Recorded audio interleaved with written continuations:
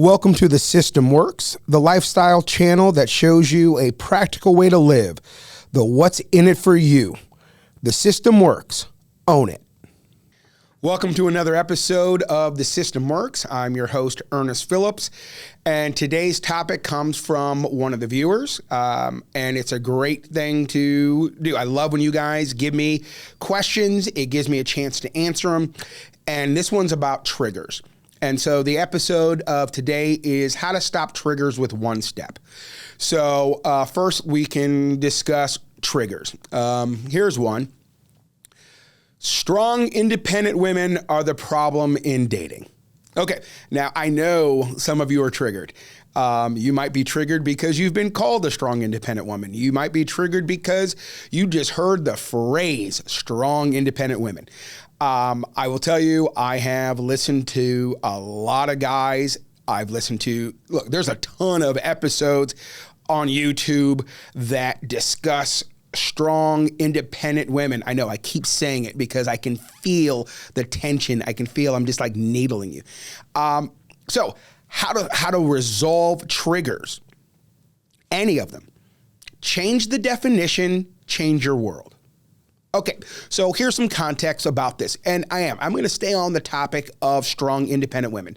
Reason is I have listened to men and I've listened to guys bring this up, and they get emotional. I mean, triggered, and it's really it's a little scary, to be honest with you. I mean, you know, for anybody that ever has said, you know, men don't have emotions and men don't express them. Wait till you trigger them, or maybe see them after they lose a basketball game in March Madness. I don't know. Pick whatever one. But yeah, men have a lot of emotion. Sometimes it's just harder to get there. And sometimes that emotion only comes up when they are triggered. So I'm going to give you kind of an amalgam, kind of a combination of guys that I have talked to and a particular person that I'm thinking of that I had coached. And for him, the phrase strong, independent woman, I could shut down any conversation bringing this up, just bringing it up. And he had this idea of what they are, what they do, how they sound, and it just drove him bonkers. So how did he see strong, independent women? He thought they were masculine. He thought they were unattractive. He thought they were domineering, and he thought they were mean, and he would do the whole storyline. They get a good job, and then suddenly they don't need you, and they make more money than you, so they won't submit. By the way, trigger word, I said the word submit. That's one of the other episodes. We won't get into that right now. Matter of fact, I'm thinking of a guy that I was talking to, and he said, no strong woman has ever submitted. I challenged him on that. He didn't believe any of the things that I challenged. So typically when I hear someone say something that I know, it's just not true. It's definitely something that they have come up with in their own mind. I don't directly challenge them and tell them they're wrong, because that just doesn't work. I ask questions. So in that scenario with the client, he brought up the strong, independent women. He brought up how they're mean, they're unapproachable, they won't submit, and he needs someone to submit. And at that point, I stopped him and I said, okay, question. What are you wanting them to submit to? I mean, do you want them to submit to you? Do you want them to submit because you make money? Do you want them to submit to your power? Do you want them to submit just because they're women? Your leadership? What are you really wanting them to submit to? And he really didn't have a very clear answer. So I let him keep going. And then he did the one of, they don't need me. And I said, isn't that a good thing? And that caught him off guard. I said, don't you want a woman that is separate from you, that you don't make decisions for, that you don't control, that you don't have to control, that has her own mind? You're an independent individual. Don't you want that in your mate? And he said, well, yeah, but. And that's usually the thing that I get a lot. The yeah, buts. So we kept going. And then when we got to the money thing, that was a trigger. Oh my gosh. When he thought about a woman making more money than he did, it just freaks him out. He's like, no, it's not about me and my money. It's when they get money, suddenly they think they can do whatever they want. Suddenly they want the world to come to them. Suddenly they want everything to be about them, to go their way. And if you don't like it, you can leave. And at that point I asked, doesn't that sound a lot like what men have been doing for, all of time? And he didn't like that question, but it got him to pause. So we kept going, and then we kept going through the process of asking questions to find out what was the source of his true pain. And it turns out I figured it out, and so I asked him. I said, it sounds like it's not the strong and independent woman that you have an issue with. It sounds like you don't like bitterness in people. And he paused, and he said, I think that's it.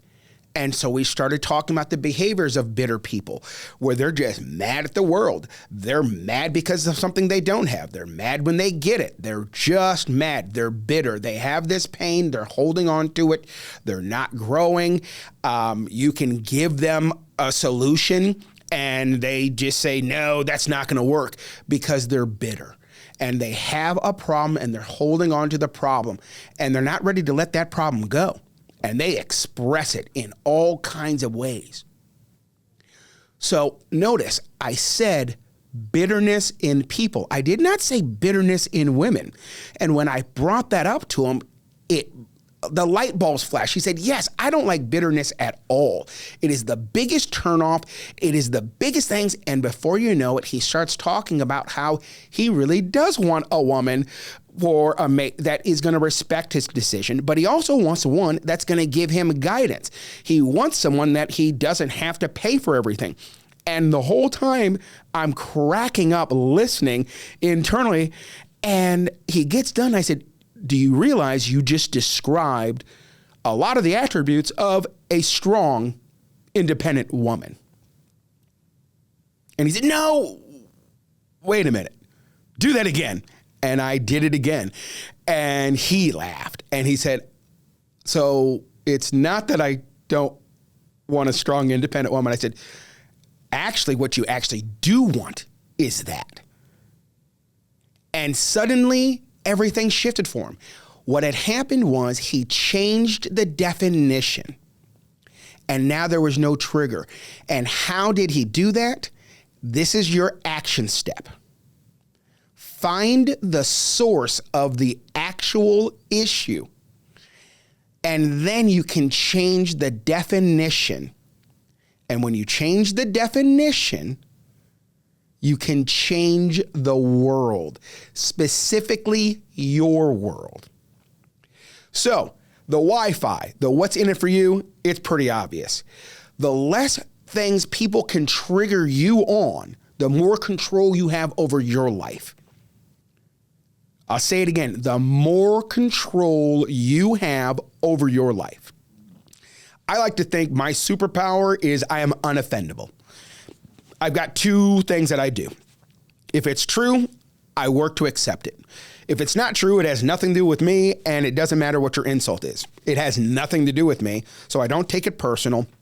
So I'm virtually unoffendable. So for all the people who love a good challenge, if you want to go into the chat and try to come up with something to offend me, go for it. I got no problem with that. It just doesn't typically work on me. You got to really know me to get there. And usually it's just someone holding me accountable. But I'm still not offended, and I'm not triggered. And now you start to find out where your triggers are. And this is going to work with everything. So figure out something that you've been triggered by and start asking yourself deeper and deeper questions. Or sometimes it takes someone else to ask you the questions. So find someone that really knows you well. Or do coaching or do some therapy, do something where someone outside of you is going to be able to ask the deeper questions to find out what is the real source of your pain. Or you can skip all those steps and whatever the trigger word is, change the definition of it. Come up with some different way to look at it and change the definition, change your world. So we hope that you like the video. We hope that you can use this. To the viewer who asked me the question, thank you very much. I look forward to hearing your response on this. So hit like, hit subscribe, and do your comments. I want to thank one of my supporters, is Metro Studios. Metro Studios is the one, and I say it all the time, they built the YouTube channel. They built the website for the coaching, which is at evolutionei.com. Their website is metro-studios.com. They're amazing to work with. So shout out to my sponsor, and we'll see you again. We hope you enjoyed this episode of The System Works. Have fun with the action steps. Enjoy the Wi-Fis. Click like, click subscribe, and comment. The good and the bad, we like them all. We look forward to seeing you next time. The System Works. Own it.